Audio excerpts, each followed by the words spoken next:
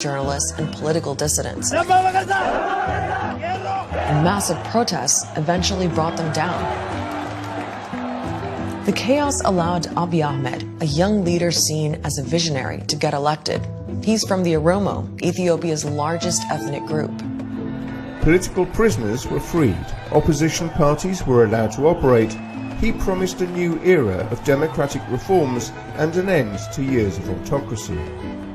Abiy even won a Nobel Prize for making peace with Eritrea next door.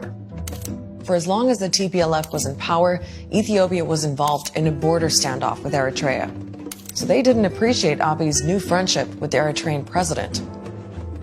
The Tigrays have got a long history of animosity with not just Isaias Afwerki, the president of Eritrea, but Eritrea as a whole. So here's Prime Minister Abiy with the Nobel Prize and all these ambitious ideas about how to keep the peace in Ethiopia and modernize the economy. Part of his plan was to disband the old governing coalition and unify the country under a new prosperity party. But some, including the TPLF, saw that as taking power from the regions. They also saw it as a power grab by Abiy. The TPLF pulled out completely, and they're accused of doing all kinds of things to sabotage Abiy's success. They saw him as undermining the coalition, sidelining it, also moving very hard against the TPLF itself. Abiy Ahmed removed members of the TPLF from top positions. Many were arrested and prosecuted for corruption and abuse of power. So Abiy Ahmed, who at 44 is Africa's youngest leader, made a lot of enemies really quick. 2 years ago, someone even tried to assassinate him. Ethiopia has become proud.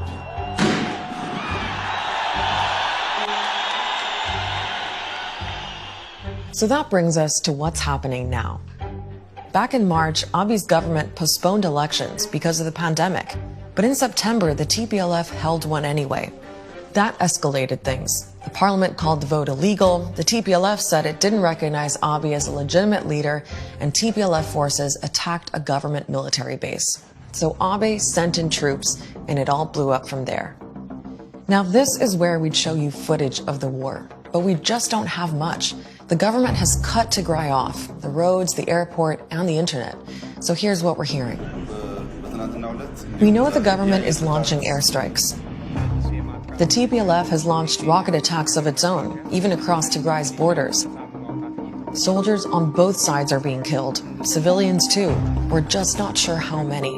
It's realistic to be talking about hundreds of fatalities already, but it is not clear. Thousands of people have been forced to leave their homes. Many are crossing into Sudan. عندي 7 نفر معي أخوي أولاده مراته هو حي وميت ما بعرف ولا شفت كده بس جينا لنا الراجل جوانه مش ما بعرف أنا نفسي كم سيوم. And we're already hearing reports of terrible violence, though we can't independently verify them. Amnesty International is investigating potential war crimes, including hundreds of people reportedly hacked to death. The other worry is that this war could spread and drag in other countries, and it's kind of already happening. The TPLF says its old enemy, Eritrea, has sent troops to help Ethiopian government forces, which Eritrea denies. Whatever's happening, the point is the TPLF sees Eritrea and Abiy Ahmed as being on the same side, which could explain why the TPLF has now turned on its neighbor. At least 3 rockets have been fired from Ethiopia into Eritrea, potentially widening the conflict. So what do Ethiopians think of what's going on? Some support the offensive on Tigray. These people, for instance, are donating blood for wounded soldiers. Abiy's supporters feel he had no choice but to act because they say the TPLF undermined him at every turn and stirred up ethnic violence. But other Ethiopians say the prime minister isn't living up to his promises and that instead of pursuing peace, he's chosen war. አገር ሰላም ሲሆን ነው የውጭ ጦርነት እንስማ ድጋሚ አገር ጦርነት ለኔ በበኩል ያመኛል አላቅ በጣም ያስጠላው ወቅት ነው ያለነው የትግራይ መንግስትም የፌደራል መንግስትም በውይይት በሰከነ መልኩ ለህዝቡ ባማከለ መልኩ ለህዝቡ In a lot of ways, this is a battle between the old guard and the new. The TPLF started this fight, but now it's about how it's going to end. Whatever Abiy did to earn his Nobel Peace Prize, he'll be feeling the pressure to do it again. This story is moving fast, and there's a lot happening in Ethiopia, not just in Tigray. We have a lot of reporters in the region covering the story, so make sure to visit aljazeera.com to get the very latest. We'll see you next week.